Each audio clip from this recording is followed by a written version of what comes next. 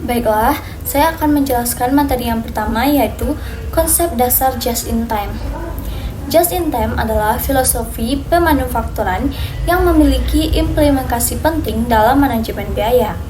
Sasaran persediaan just-in-time adalah meminimalkan persediaan bahan baku, barang dalam proses, dan barang jadi, bahkan jika memungkinkan persediaannya nol atau zero inventory.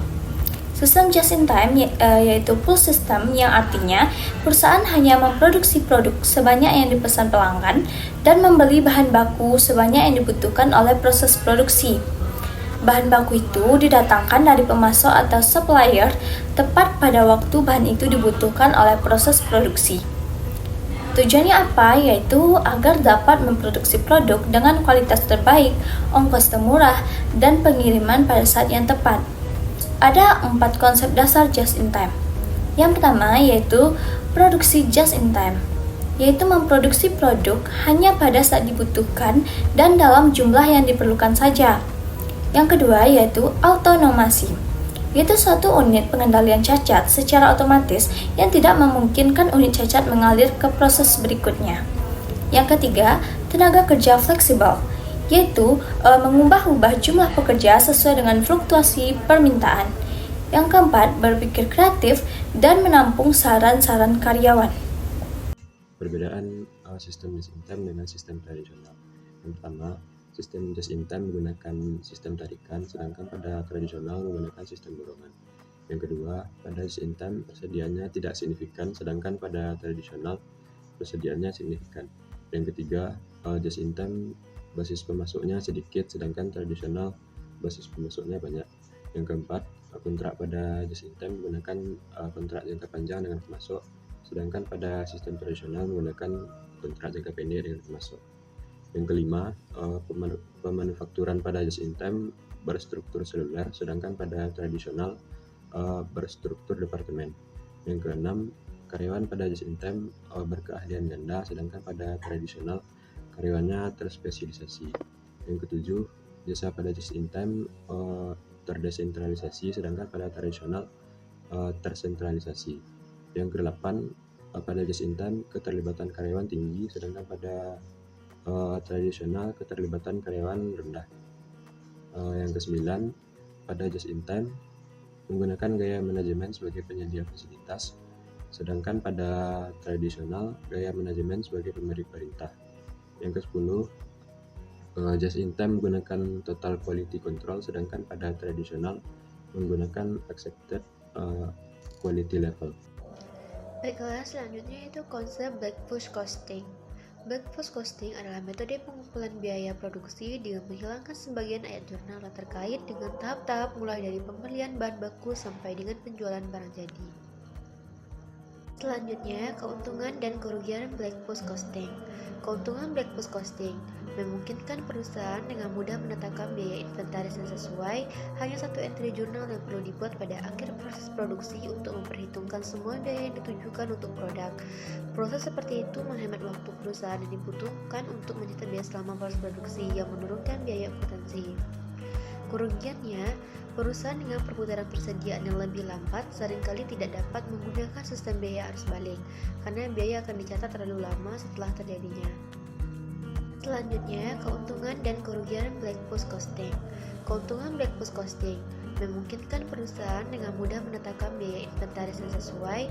Hanya satu entry jurnal yang perlu dibuat pada akhir proses produksi untuk memperhitungkan semua biaya yang ditujukan untuk produk. Proses seperti itu menghemat waktu perusahaan yang dibutuhkan untuk menyetor biaya selama proses produksi yang menurunkan biaya akuntansi.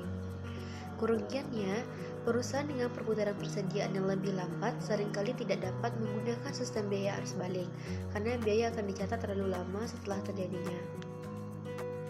Baiklah, selanjutnya hubungan just-in-time dengan back push costing, yaitu yang pertama, kedua sistem ini menghilangkan kebutuhan untuk melacak biaya atau persediaan secara rinci selama produksi, sehingga menciptakan sinergi dalam pengelolaan operasional dan akuntansi. Kemudian, just-in-time menyediakan lingkungan produksi tanpa persediaan besar yang menjadi prasyarat ideal untuk penerapan back push costing.